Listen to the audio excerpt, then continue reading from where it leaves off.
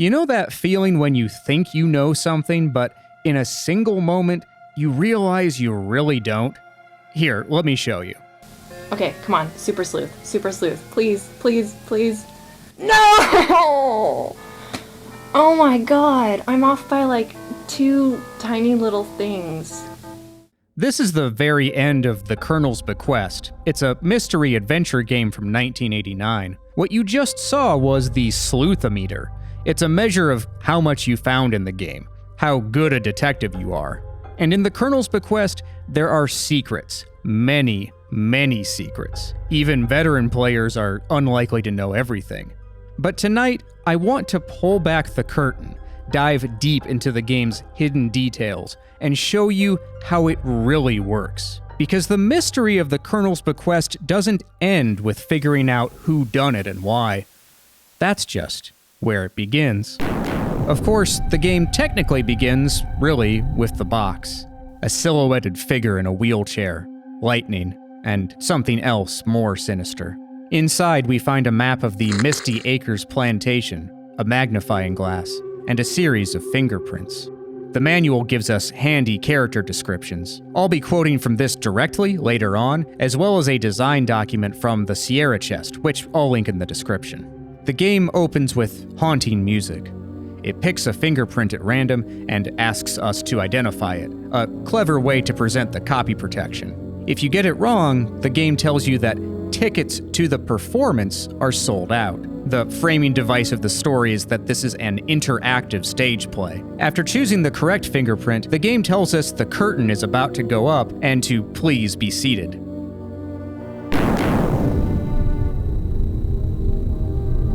Someone signs a will, and then a bloody dagger pierces the paper.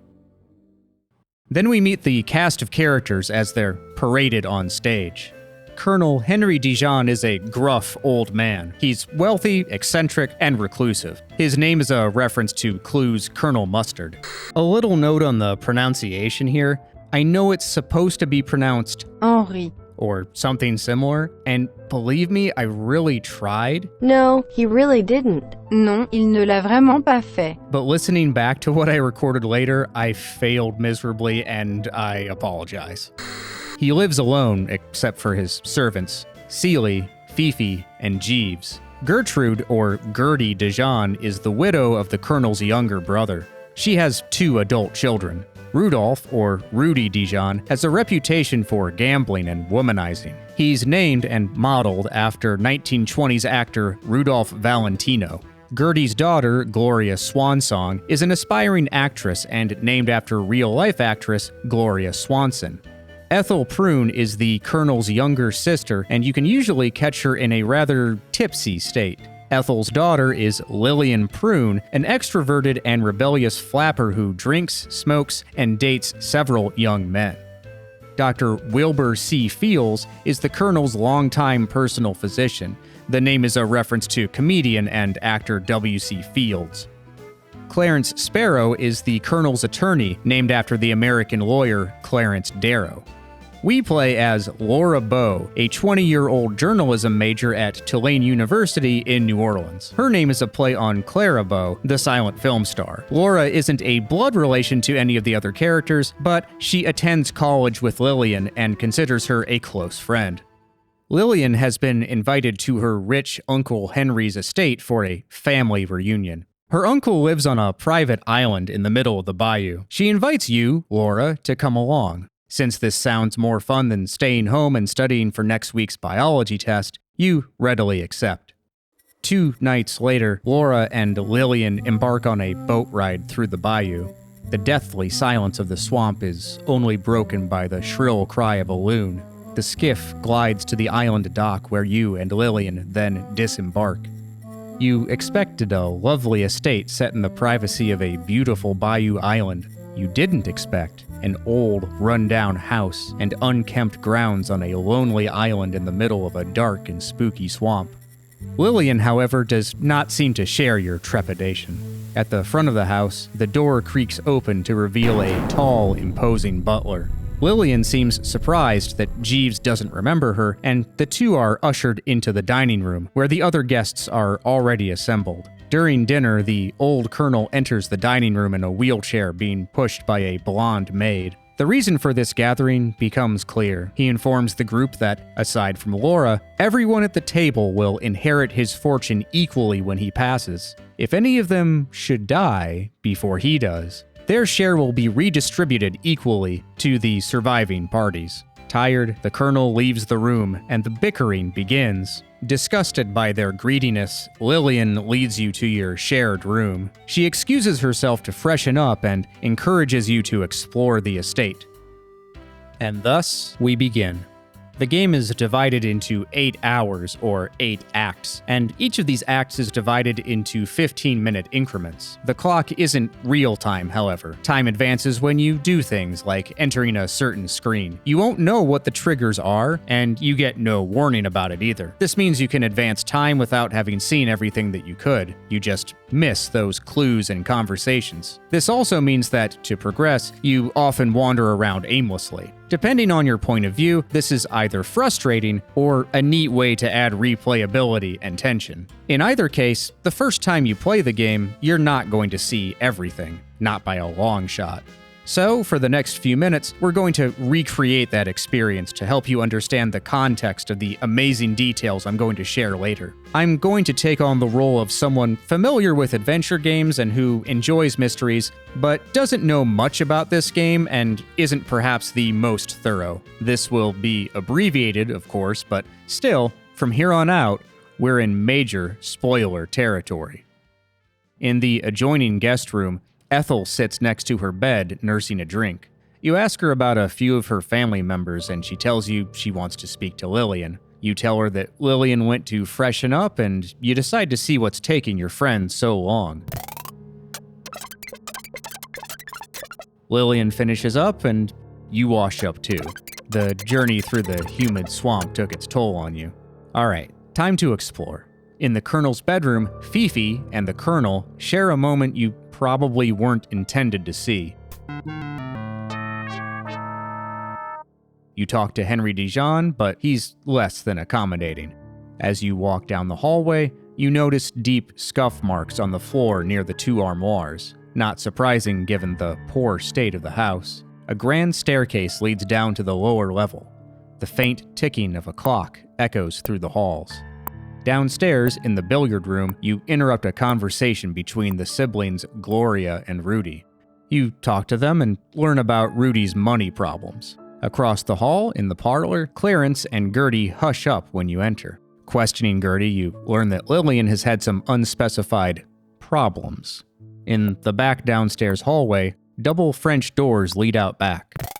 It's real creepy and dark out here. You shiver at the thought of venturing outside alone. Perhaps you ought to go back inside. You feel better now that you're back in the house. You find Dr. Wilbur C. Fields reading in the library. Jeeves enters and offers him a drink. You try to get one yourself, but the game makes a massive assumption. You talk to the doctor, an action you quickly regret. He certainly lives up to the name Fields. In the Colonel's study, a small glass case sits on the desk. Inside is a pistol, a little silver Derringer mounted upon a blue velvet backing. There's also a cabinet housing the Colonel's weapons collection. You close the cabinet and continue looking around the house. As you come back upstairs and check on Gertie's room, the clock strikes 8.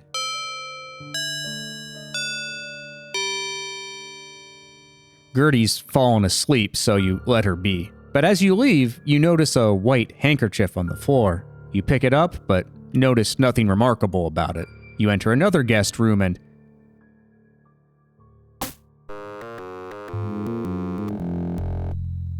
You suddenly don't feel so comfortable hanging around Rudy. You decide to check in on Gertie again and find signs of a struggle.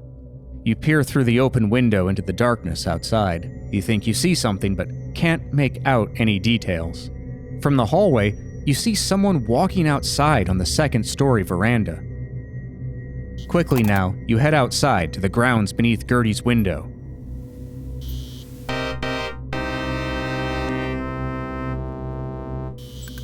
You search the body and find that she died of a broken neck. You hurry back inside the house, into the billiard room, and tell Gloria of your horrible discovery. "Mother?" she says, and runs outside. A moment later, she returns, telling you, "There's nothing there. But it can't be, you were just..." And the body is gone. Thinking maybe the killer is still around, but moving the body, you head to the west and come upon Wilbur and Clarence having an argument. You follow them all the way to the dining room. You try telling the doctor about Gertie, to much the same result.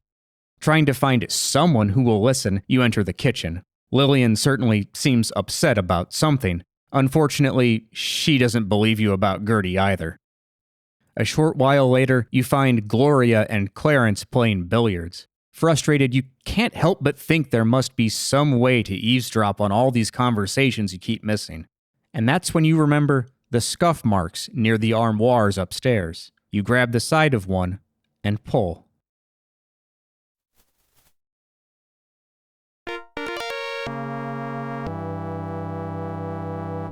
In the secret passage, you find a cane. Curious.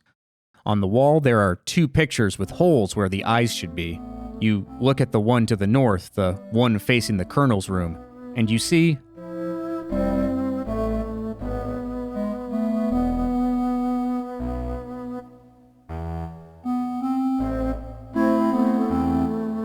You saunter into the colonel's room, thinking you might call him on his bluff, but the game doesn't let you. Back in the hall, you wonder what's behind the other armoire. Rudy and Clarence are having some strong words. You learn that Clarence and Gloria were dating, which Rudy has some opinions about. Curious as to where Rudy went, you climb the stairs to the attic, a place you haven't visited yet. This must be Fifi's room, which she's fixed up nicely. Less nice is Rudy's presence.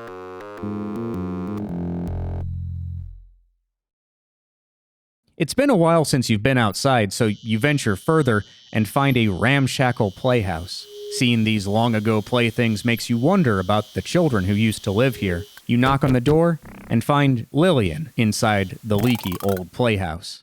You try to talk, but she's busy reading to her stuffed animals. You back away slowly. And what's this? Rudy wandering around the plantation grounds. You follow. "Something's wrong, I can feel it," he says. "I don't understand what's going on around here. Where is everybody?" You keep following until Rudy and Clarence have an altercation in front of the mansion.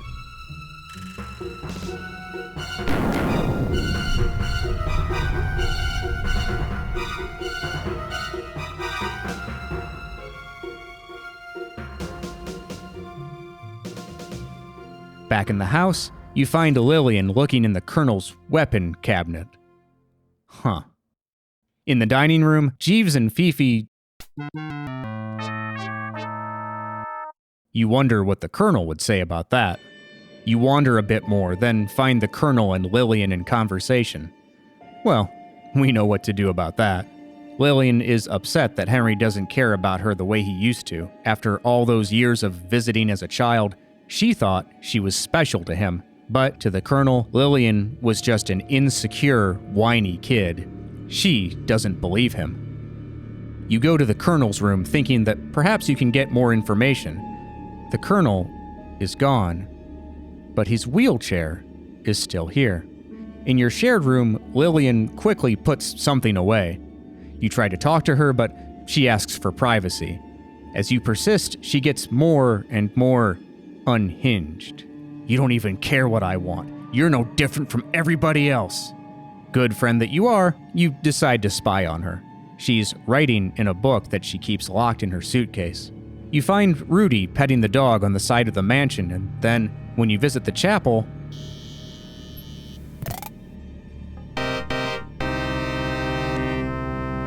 Wilbur is dead, hit on the head with a blunt instrument. You run back to Rudy to tell him about Wilbur, but you decide it might be best to go back in the house. Clarence sits at his desk, writing. You check the other rooms and find them empty. When you return to Clarence, a bad feeling comes over you as you look around the room. The small desk chair has been knocked over, and you see a fresh blood stain on the rug. You read what Clarence was writing.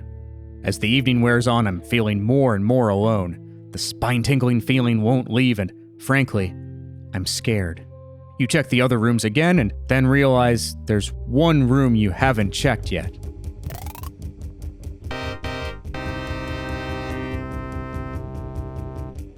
Examining Clarence's body, you find he was mortally stabbed in the chest with a sharp dagger. You rush downstairs to the study. The glass case is broken. The gun is gone. And yes, as you feared, the knife is no longer in the cabinet. The same cabinet Lillian was looking at earlier. Thinking of Lillian, you go back to the playhouse. There's now a chalkboard hanging on the wall. 7 tally marks. Lillian tells us, "Oh, we don't want anybody to know our secret. Our visitor will have to leave." You seek solace in the chapel. Celia is here. She says what we've been thinking. You kneel in prayer. Back in the house, you find Rudy looking for something in your room. You wait until he leaves, and then read Lillian's diary.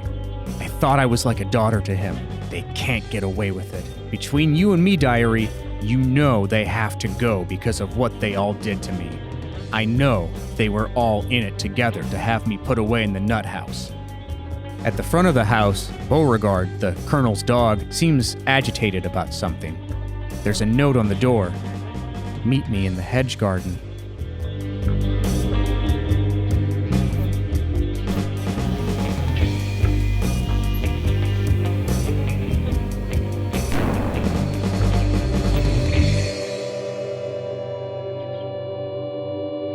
Lillian lies in the hedge garden, dead from a gunshot wound.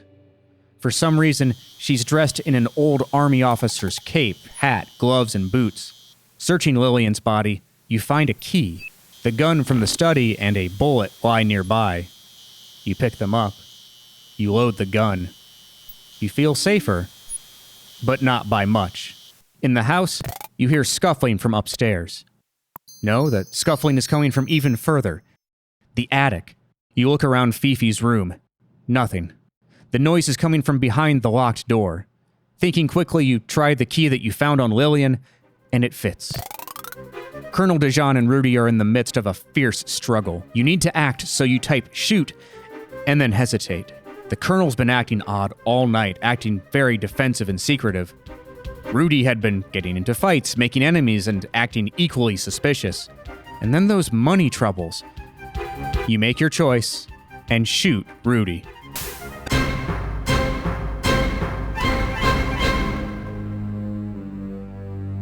The Colonel explains everything.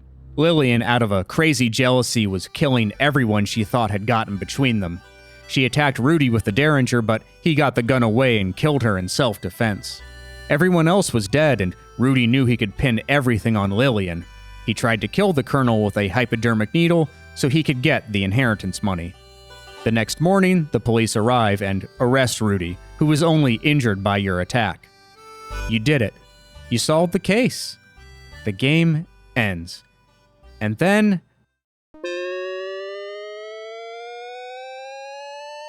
Absent-minded? Absent-minded? What does that mean?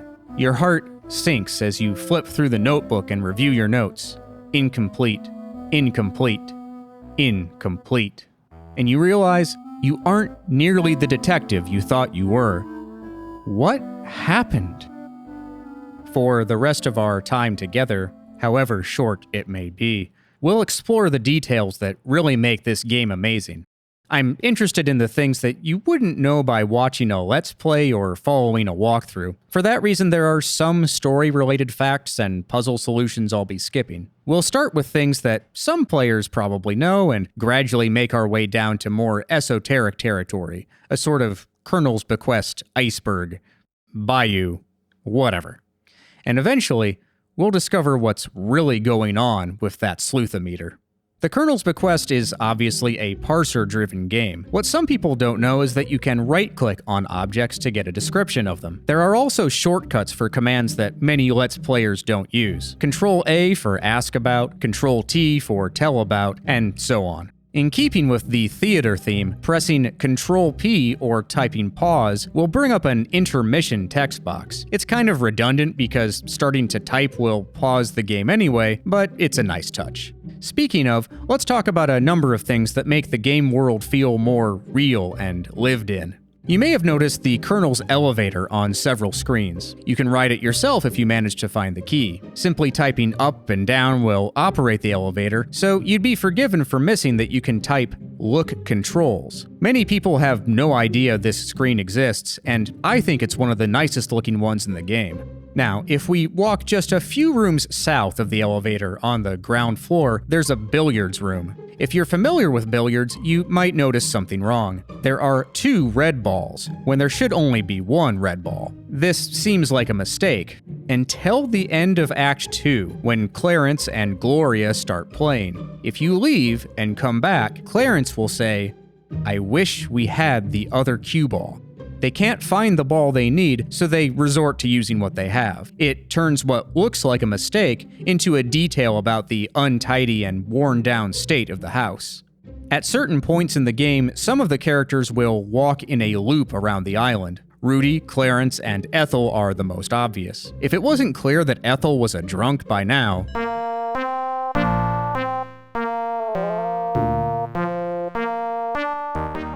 but there's one character loop that many people will miss. In Act 2, players will eventually find their way to the kitchen. Time advances, and Jeeves goes outside. The logical thing to do is follow and watch Jeeves feed Beauregard, the Colonel's dog. Then, more than likely, you'll try to do something with Beauregard or head back inside to talk with Lillian and Seeley. What you can also do, which most people don't, is follow Jeeves as he does his chores. He'll go to the stable where he feeds Blaze, the horse. Then he'll go into the chapel and light the candles.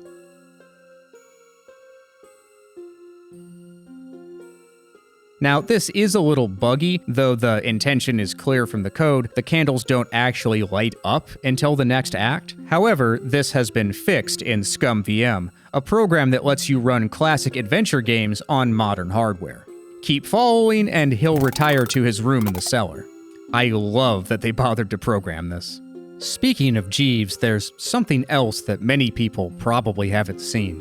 Early in the game, Jeeves will walk around and serve people drinks. In the game's code, the variable tracking this is reused later to track something else. So, if you speedrun the early game and outrun Jeeves, you can watch him do something special in Act 3. As you enter his room in the cellar, Jeeves will hide something in his drawer. He'll then walk over to the wash basin and go through a decently long self-care routine before finally sitting down on the sofa. If you saw Jeeves serve anyone drinks earlier, he'll already be seated when you come down here. So, what did Jeeves hide? The game doesn't tell you. We know he's hiding something because the script is named Hideaway and not Put Away. But there are no messages, you can't get to it later, so this will likely forever be a mystery. Okay, let's sink further into the Bayou and see how things work under the hood. When the game starts, it runs a diagnostic to see how fast your computer is. If it's slow by 1989 standards, the game goes into low quality mode. This mostly disables animations. The parrot doesn't swing, the lights don't flicker, the fireflies disappear, and so on. Modern computers will never see this, but you can enable it manually. Go to the front doors of the mansion and type drop room. There's also something more interesting we can do on the same screen. Typing "what huge knockers" will activate an Easter egg, a reference to Young Frankenstein. Speaking of neat things we can type, the game is self-aware.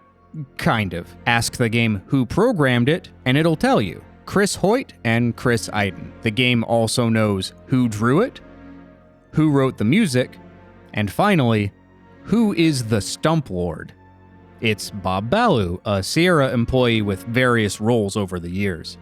But what the heck is a Stump Lord? According to Douglas Herring, the artist and animator, this is a reference to a humorous story that Bob used to tell, one I'm assuming was too colorful to repeat in polite company. Speaking of Douglas Herring, the ferry boat in the introduction is named after his granddaughter. Putting the name of a loved one on a swamp boat was his homage to Walt Kelly's Pogo comic strip. Kelly would rename an often seen swamp boat after friends and family.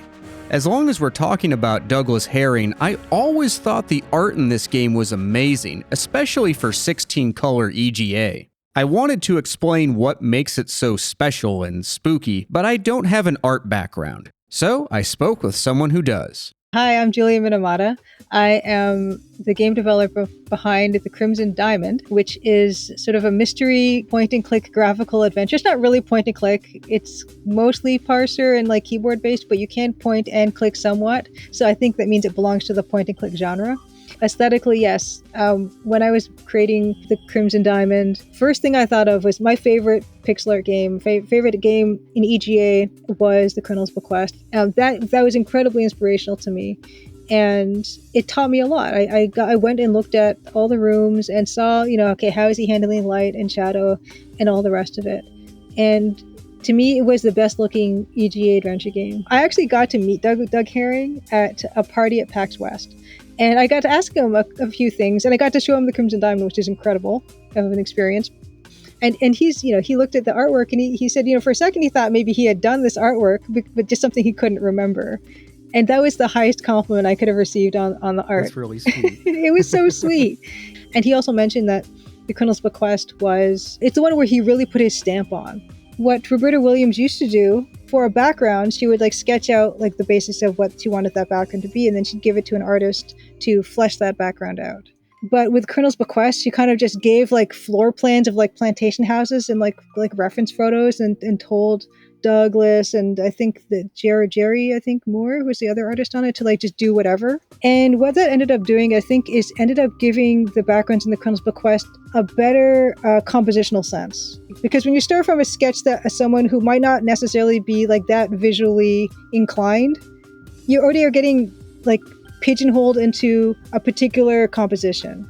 We also chatted about neat details in the game. Julia reminded me that you can spin this globe in the study, which is pretty cool. It's something I did take a peek at the game just the other night, and I didn't actually realize this, but if you walk on the opposite side of the fence, just along east or west along the outside of the fence, a big crocodile comes up and gets you.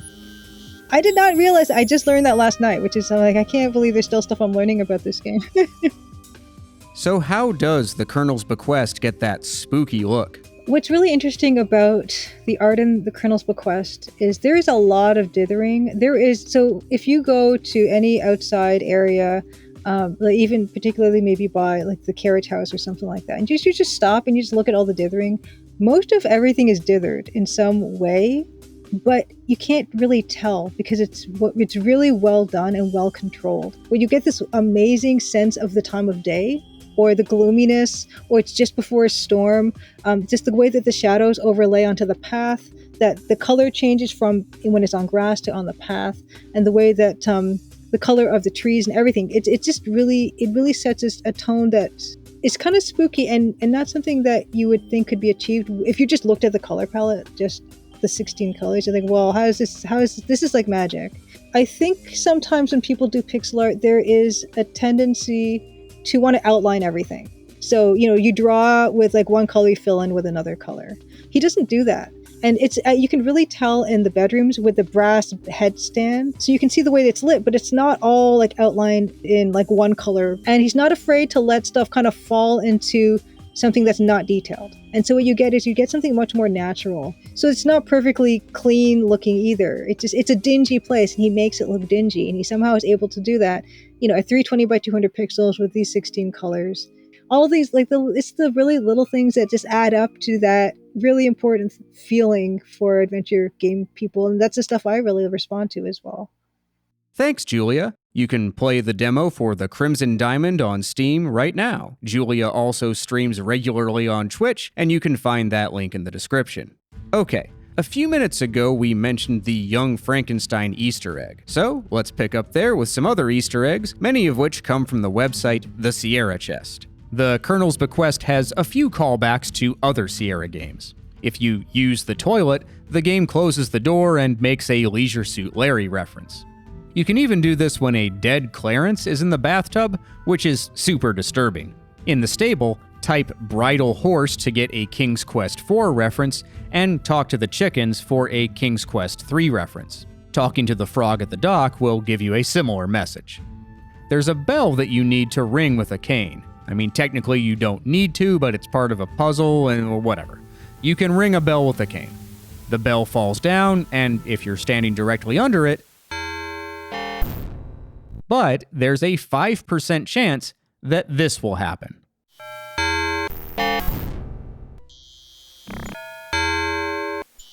And if you're thinking, wait, when I played the game, that happened every time. Well, we'll come back to you. Here's another one. When you enter this screen at the back of the mansion, there's a 1 in 200 chance of an airplane appearing. But when the game came out, you never would have seen this. That's because the Easter egg code references the wrong animation loop. Instead of the airplane, you get the statue, which results in this terrifying scene.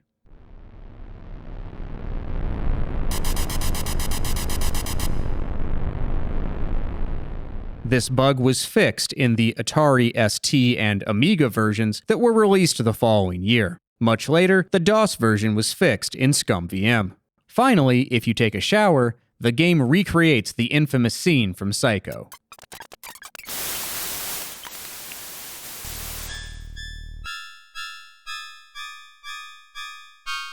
And if you thought that was bloody, there was an Easter egg death removed from the final game. According to Douglas Herring, there was, at one point, a 1 in 100 chance that Gertie was killed rather violently. Her death scene was the same, but the text pop-up describing the scene included a close-up of her bloody head next to a bloody chainsaw.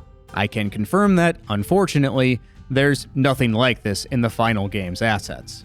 Speaking of death, let's talk about some of the more creative ones. In typical Sierra fashion, you can die on the very first screen by jumping into the laundry chute.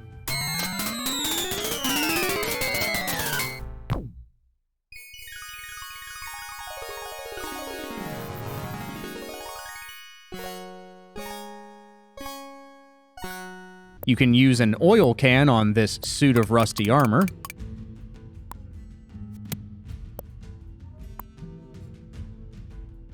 Laura can get a nasty surprise if she steps into an empty elevator shaft on the ground floor.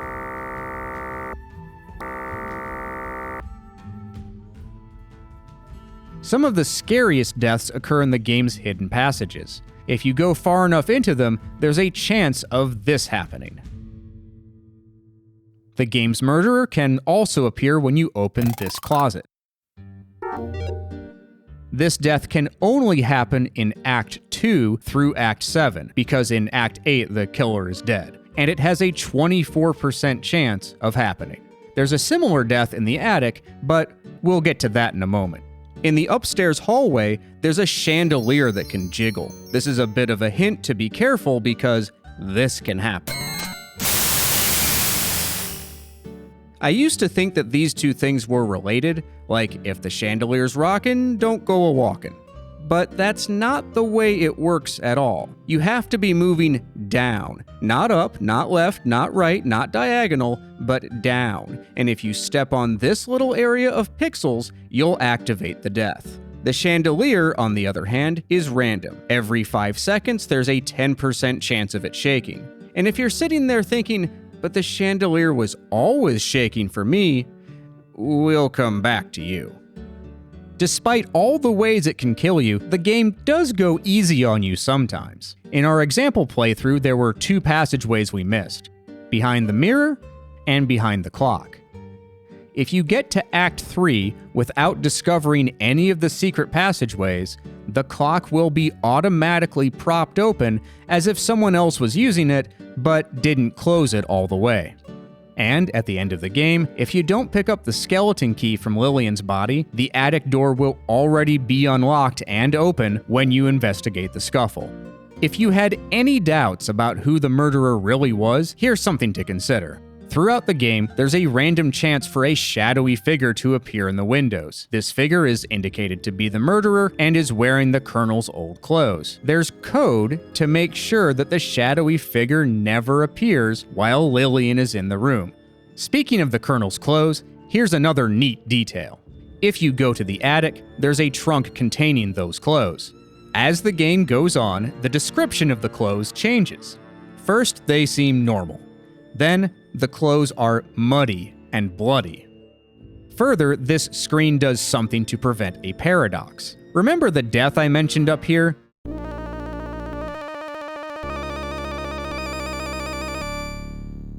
Despite what it may seem, this is not random. If you walk onto the tiny set of magic pixels, you will die. But there is a way to stop it. Think about this. If the killer is wearing the clothes, then the clothes can't also be in the trunk at the same time, right? So when you look in the trunk, the game sets a flag that prevents you from being killed. This only lasts until you leave the attic. So the next time you're being followed by a deranged killer, just find their closet and they'll poof away in a cloud of logic. Now that we've cracked that part of the game, let's crack another. Remember the copy protection screen in the beginning of the game? The one with the randomized fingerprint? This happens every time you start the game. As an aside, the random ranges in the code are slightly off, and this means there's a 1 in 601 chance of the right answer being rejected, and a 1 in 1,000 chance of no fingerprint appearing at all. Anyway, just after the game was released, people, as they do, found a way to crack and bypass the copy protection. This crack made it so the correct answer was always Sealy. All you had to do was hit enter on the fingerprint screen, and you were in. This crack can be traced to a text file from within 45 days of the game's release. Cracked versions were widely circulated, and if you downloaded the game from an abandonware site, it's very likely you had, or still have, a cracked copy. Here's the problem though. One way to achieve the crack would have been to change the game scripts so the answer is always consistent. But that's not what happened. Instead, they changed the Sierra Creative Interpreter, the game engine that runs the scripts. The crack forces the random number generator to return 0 every time. That's right, the copy protection crack destroys all the randomness in the game, not just the first screen. There are around 400 places the game calls the random function, and it always gives the same number. For example, something I didn't mention before is that some of the positions of the dead bodies are supposed to be randomized. But if you have a cracked copy, dead bodies are always in the first place that you look. Also, items that are supposed to be randomized will only appear in the west secret passages. The elevator always starts out downstairs. You're always killed when opening the closet when the killer is active. You're always killed at the end of the secret passages when the killer is active. The lightning never stops flashing outside. The botched Red Baron Easter egg never happens. You never get carried off by a gator at the front gates. You always see this ghost in the cemetery, which is another Easter egg, by the way. The killer always walks by windows when possible. The Southern Belle Easter egg always happens, and the chandelier never stops shaking, along with hundreds of other things. Fortunately, as I've been in the habit of saying, Scum VM doesn't have this problem. But there is another problem that everyone has to deal with: the Sleuth-o-Meter. Unlike other Sierra games, there is no score in the Colonel's Bequest, at least not visibly. Instead, the game tracks an internal score based on you finding or learning things. At the end, you get a rating on the Sleuth-o-Meter and a notebook with the things you found. There are 76 entries in the notebook, and your rating depends on how many you discover. Get all of them, and you'll earn Super Sleuth. Get the minimum, and you'll earn the Barely Conscious rating. I find the inclusion of this category kind of funny, because to get it, you have to understand the game decently well. You have to discover no bodies except Lillian's, eavesdrop on no conversations, and go out of your way to learn almost nothing.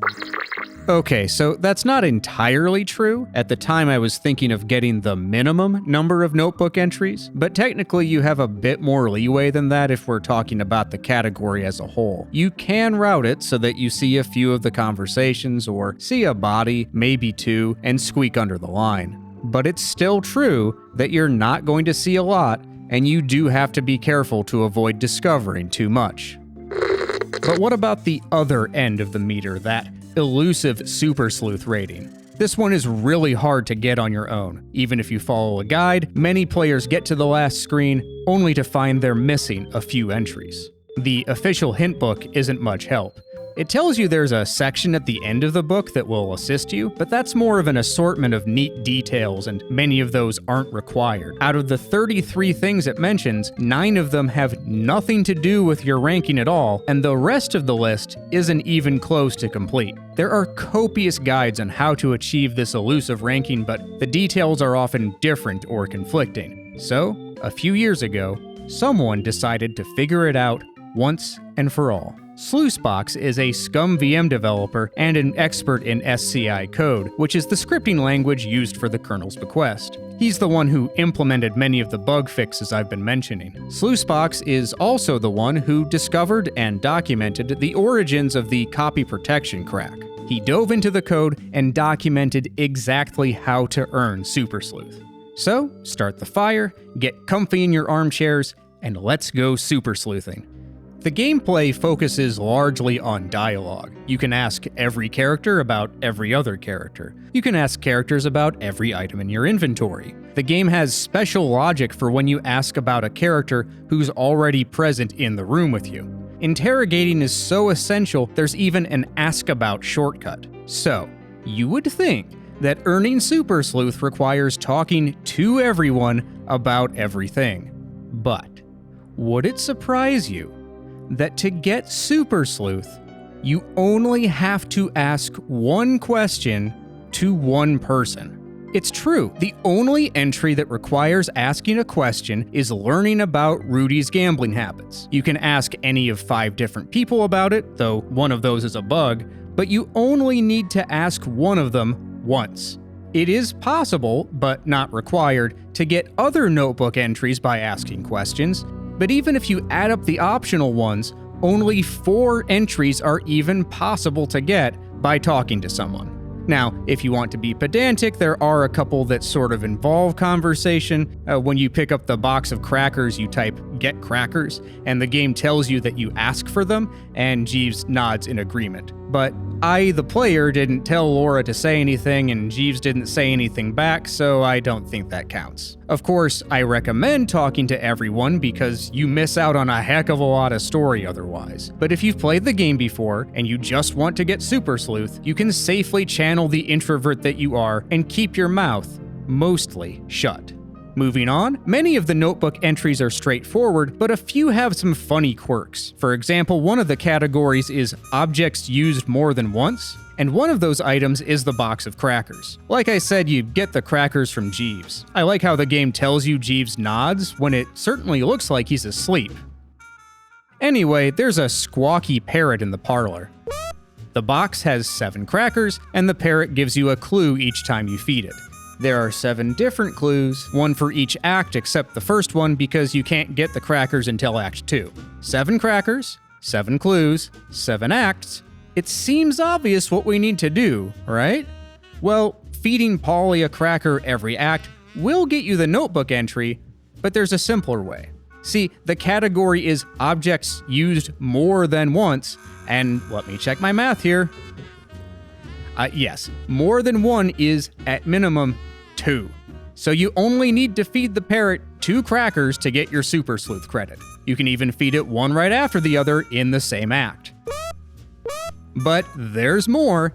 To see if you've used it more than once, the game only checks if you have less than 6 crackers in the box. So, just eat 2 of them yourself. Sorry, Polly, detecting's hungry work. But it's not necessarily easy work. To show you just how difficult it is to achieve Super Sleuth unaided, let's examine what I think is the worst offender in the notebook. The entry that players are most likely to miss is people with a telltale scent. So let's look at two of them, Lillian and Fifi.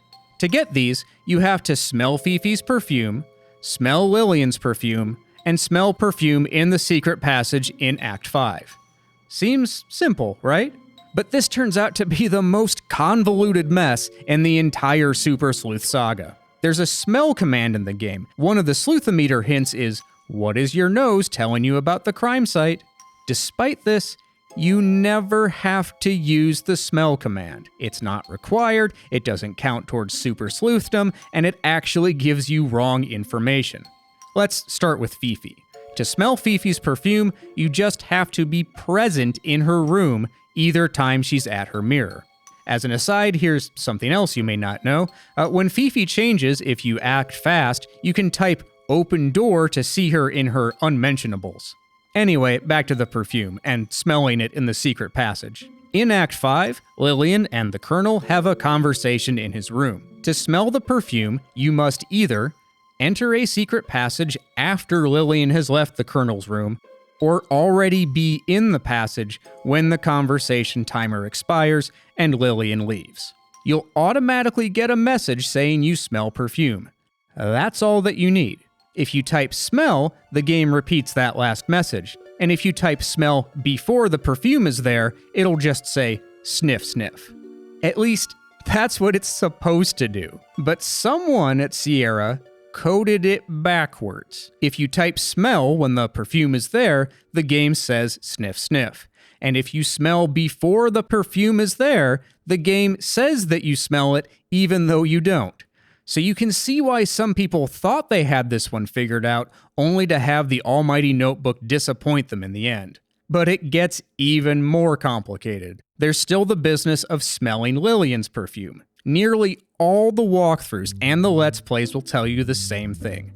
In Act 1, follow Lillian to the bathroom and look at her twice as she's freshening up. They make particular note of that. You have to look at her twice. Some people will even try to time the second look to when Lillian puts on the perfume. This is wrong. Dead wrong. But I don't blame these wannabe super sleuths. There's no way they could have guessed the actual method. It's really complicated, and it's the result of unintended consequences in the programming. To smell Lillian's perfume, you have to do one of the following. In Act 1, be in the bathroom when Lillian completely leaves the room. Or, in Act 1, enter your room from Ethel's room while Lillian is in your room. Or, in any act, enter the bathroom after Lillian has left if you haven't been in your room with Lillian and Ethel, and you haven't read the note on the front door in Act 8. Nothing to do with looking at Lillian. Most people who get this entry do so by stumbling accidentally into one of these three conditions. Oh, and remember the other two people with telltale scents? To get those, you'd think you'd have to interact with the characters or maybe do something with their cigars? Nope. In Act 2, when you enter Gertie's messed up bedroom, you get this message about a distinctive cigar odor. That's what gets you the credit. The rest of the notebook entries are full of these obscurities, and that is why getting Super Sleuth is so dang difficult. Man, all this has gotten me plumb frazzled. There are some other neat Super Sleuth details, but I'd rather not spoil all of it. If you've been struggling to get to the top of the meter, I've put a link to Sleuthbox's excellent article in the description that details exactly how to get there. I am also extremely indebted to Sleuthbox for providing a ton of the information in this video. Most of the technical explanations come directly from his well-written, detailed articles and from our many conversations. So I think I'll end our time together with a simple detail that Sleuth told me was one of his favorites. In the kitchen, there's a coffee pot on the stove. If you look at the coffee pot, you'll be told the obvious. But if you look in the coffee pot at the beginning of the game, you'll learn that there's hot coffee in there. Then, over the course of this dreary and murdery night, the description changes. A small amount of lukewarm coffee is still in the pot. And finally, the coffee pot's empty. Nothing fancy, just another nice attention to detail. A little bit extra, to make the world come alive.